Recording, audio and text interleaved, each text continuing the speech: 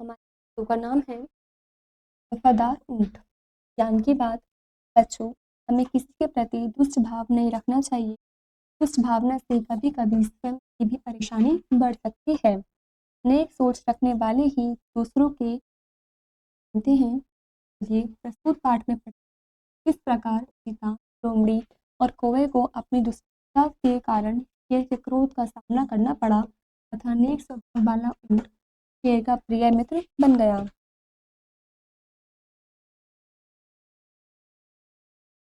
जंगल का राजा केसरी बहुत ही निर्भीक तथा बलवान था। जंगल के सभी जानवर उससे बहुत डरते थे।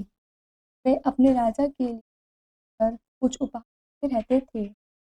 एक दिन सोचा कि मेरे ऊपर काम का बहुत बोझ है, मुझे अपनी सहायता के लिए कुछ मंत्री चुन लेने चाहिए। यह सोचकर उन्हीं को बुलाया और बोला,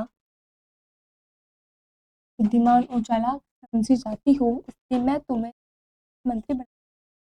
धन्यवाद महाराज, है मेरे लिए सम्मान। लोमड़ी ने सिर झुकाते हुए कहा।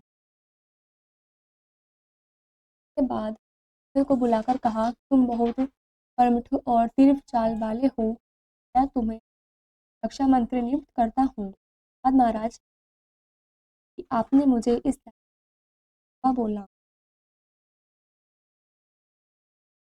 के बाद शेर कौवे को बुलाकर आकाश में बहुत ऊंचा उड़ सकते, मैं तुम्हें अपना विदेश मंत्री नियुक्त करता हूँ। मुझ छोटे से को इतना सम्मान देने के लिए धन्यवाद। कौवे ने कृतज्ञ हुए कहा। उस दिन तीनों ने केसरी के प्रति ईमानदार रहने की शपथ ली और बदले में उन्हें भोजन तथा देने का वचन दिया। इसके बाद से तीनों मंत्री राजा के प्रत्येक काम में उसकी सहायता करने लगे।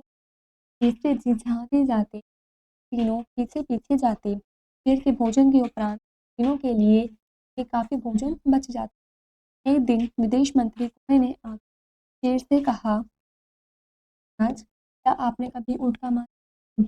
मेरे विचार से स्वादिष्ट होता होगा। शेर ने भी ऊँट का मांस, यह विचार बहुत पर यह ऊँट हमें कहाँ मिलेगा? मैंने पूछा। यहाँ से कुछ मील दूर मैंने एक ऊँट को रेगिस्तान में देखा है, कौवे ने जवाब दिया। ठीक है, फिर कल हम सभी वहाँ चलेंगे। शेर ने कहा। सब सोने चले गए। अगले दिन केसरी जी तीनों मंत्रियों के साथ ऊँट की खोज में रेगिस्तान में निकले। चलते चलते वे बहुत दूर निकल आए। वे रेगिस्तान तक पहुंच गए, पर अब तक सूरज का ताप बहुत बढ़ गया था। शेर के पंजे रेगिस्तान की रेत से पूरी तरह झुलस रहे थे। बहुत परेशान होने पर शेर ने कहा कि हम जानते हैं, मैं अब आगे नहीं जा सकता। शेर की बात से तीनों बहुत निराश हो गए, क्योंकि उसके बिना न तो वे शिकार कर पाते और न ही उसका मांस खा सकते थे। पर तीनों की यह कल्पना भी नहीं चाहते थे। तभी लोमड़ी को एक तरकीब सूझी। वह दौड़ी दौड़ी ऊँट के पास, मेरे साथ चलो, आज मैं तुम्हें जंगल के रास्ते दिखाती हूँ। ऊँट भी जंगल के राजा से मिलने की लालसा में लोमड़ी को अपनी ऊबड़ वाली पीठ पर बैठाकर चल दिया। रास्ते में लोमड़ी बोली, तुम्हारे स्वामी को मेरे राजा ने मार दिया है, हम सब कर जंगल में रहेंगे। शेर के पास पहुंचकर लोमड़ी बोली, चले महाराज, अपनी ऊँट पर बैठ जाइए, हम सब अपने घर चलेंगे। सारे ऊँट की पीठ पर बैठकर आराम से जंगल पहुंच गए। जंगल में तीनों मंत्री ऊँट को मारकर खाते थे, पर शेर ने यह कहकर ऊँट को छोड़ दिया कि इसने हमें तपते रेगिस्तान से निकालकर सही सलामत जंगल लाया है।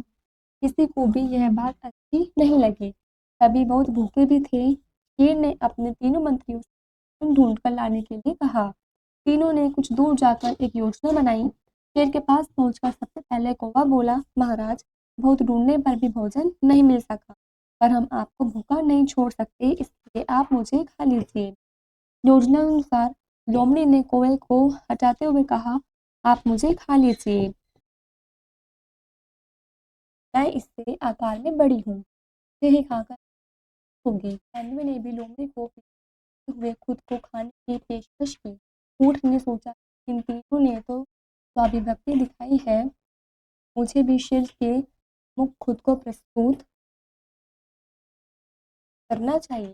जैसे ही ऊँट ने शेर के सामने आकर स्वयं को खाने का प्रस्ताव रखा, तीनों मंत्रियों ने अपनी सहमति जता दी। राजा तो ठहरा राजा। वह उनकी यह चाल से गया, मुस्कुराते हुए बोला, मैं जानता हूँ तुम मेरी तुम्हारे इन प्रस्तावों ने मेरे को लिया। बारी-बारी से तुम सबको उस सिखाऊँगा जिस क्रम में तुमने स्वयं को खाने का प्रस्ताव रखा है। शेर की यह बात सुनते ही तीनों मंत्री वहाँ से 9-2-11 हो गए। शेर हँसते-हँसते हो गया। वह ऊँट से बोला, तब मैं तुम्ही सबसे बेहतर हूँ।